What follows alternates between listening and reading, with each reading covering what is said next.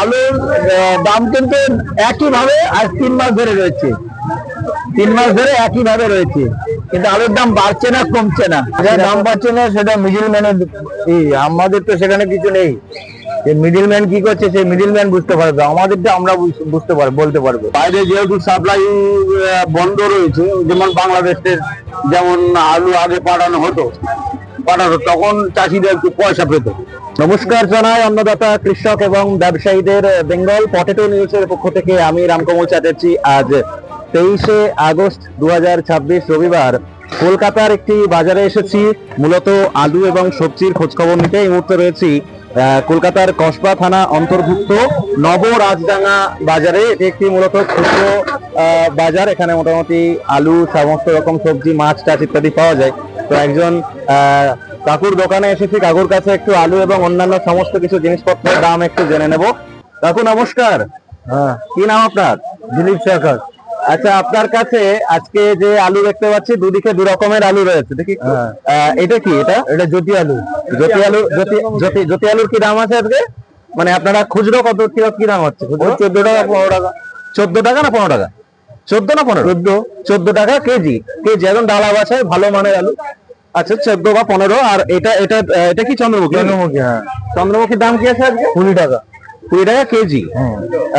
আর এমনি আলুর তুলনায় অন্যান্য সবজির কিরকম কি দাম আছে একধার থেকে? সবজির দাম তো একটু বেড়েছে বর্ষার জন্য। কি কি মানে কোনটার কিরকম দাম আছে মোটামুটি আজকে? পটল আছে আপনার 50 থেকে 80 টাকা। 80 টাকা আছে একটা, 50 টাকা একটা আছে। হ্যাঁ, করলা আছে 60 টাকা কিলো। বেগুন আছে 60 টাকা 80 টাকা। ঝিঙা 60 টাকা। শশা 60 টাকা। তারপরে এদিকে হচ্ছে কুমড়ো বাইরে পটল নাকি? লঙ্কা মোটামুটি লঙ্কা 10 টাকা সব, 12 টাকা সব। তাহলে এই ধরুন বর্ষা বা এখন ভাদ্র মাস, তো মানে সবজির তুলনায় আলুর মার্কেট কি তাহলে সস্তা নাকি? হ্যাঁ, অনেক সস্তা, অনেক। গত বছরেও তো মার্কেট খুব বাজে ছিল, মানে এর থেকে আলুর দাম অনেক কম আছে। এর থেকে এতটা বাজে ভাবে থাকেনি নাকি? না, এরকম আলুর দাম কম কোনো বছর হয়নি। চাষিরা তো মানে শেষ, পুরো তো দেওয়ালে পিঠ থেকে যাওয়ার মতো অবস্থা। সব খবর তো রাখেন। হ্যাঁ, তো মোটামুটি চাষিদের মানে যে দাম পাচ্ছে না, এটা নিয়ে কি বলবেন? আমি এর আগেও এসেছি আপনার কাছে, অন্য একটি চ্যানেলে যখন কাজ করতাম। চাষিরা দাম পাচ্ছে না সেটা মিডিল ম্যানের, আমাদের তো সেখানে কিছু নেই। যে মিডিল ম্যান কি করছে সেই মিডিল ম্যান বুঝতে পারবে, আমাদেরটা আমরা বুঝতে পারবো, বলতে পারবো। না, আমি আপনাদেরকে দোষারোপ করছি না, বলছি যে মানে ধরুন আলুটা উৎপাদন করতে যা খরচা, সেই খরচাটুকুও তো চাষির পায়নি। এই আলুটা মোটামুটি আপনাদের এখানে যে বাজারে আসে, এটা মোটামুটি কোথা থেকে আসে? মানে আপনারা আলুটা কোথা থেকে? আমাদের তারকেশ্বর। মানে আপনারা কি ডিরেক্ট আনেন না এখানে হোলসেলার আমাদের দিয়ে যায়?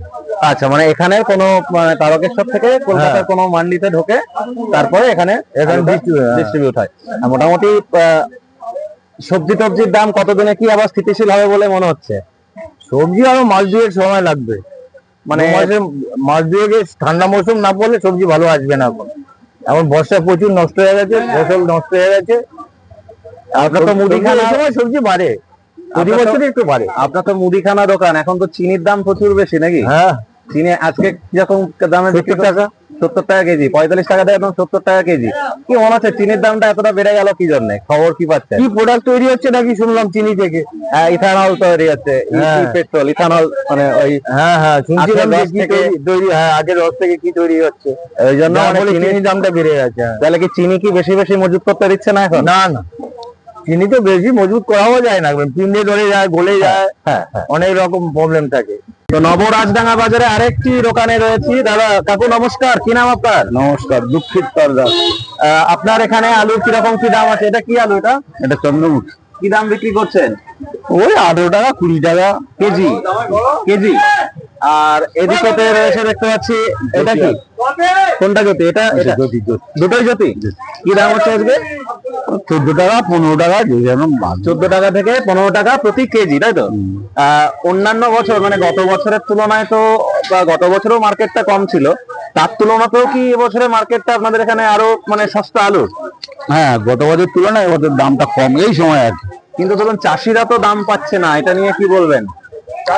তো চাষি এদিকে পায় না বলতে, চাষি তো এখন চাষির আলু তো নেই, এখন তো সব দালালের আলু। না না না, এটা ভুল, চাষির আলু বেশি আছে চাষি এখন। যখন এবছরে- চাষ করে মাঠে থাকে হ্যাঁ। তখন সব দালালে কিনে নিয়ে গিয়ে স্টোরে ভর্তি করে, যাদের পয়সা আছে। এবার তারাই তো ইনভেস্ট করে রেখেছে, এবার তাদের তো মুনাফা তো অবশ্যই হবে। না, এই বছরের ক্ষেত্রে বলি আপনাকে, এবছরে আলুটা ফলনটা অধিক হয়েছে, যে কারণের জন্য আলু মানে চাষিরা মাঠে দাম পায়নি। সেজন্য হিমঘরে এই মুহূর্তে যে পরিমাণ আলুটা রয়েছে বেশিরভাগটাই চাষির আলু। তো চাষিদের দিকটা যাতে সরকার একটু দেখে, সেটা নিয়ে কি বলবেন? চাষি বলতে আমাদের যা উৎপাদন হয় সেই আলু যদি বাইরে যদি আমাদের সাপ্লাই হতো, হ্যাঁ, বলুন। বাইরে যদি সাপ্লাই হতো তাহলে চাষিরা অবশ্যই দাম পেত। তো বাইরে যেহেতু সাপ্লাই বন্ধ রয়েছে, যেমন বাংলাদেশের যেমন আলু আগে পাঠানো তখন চাষিরা একটু পয়সা পেত।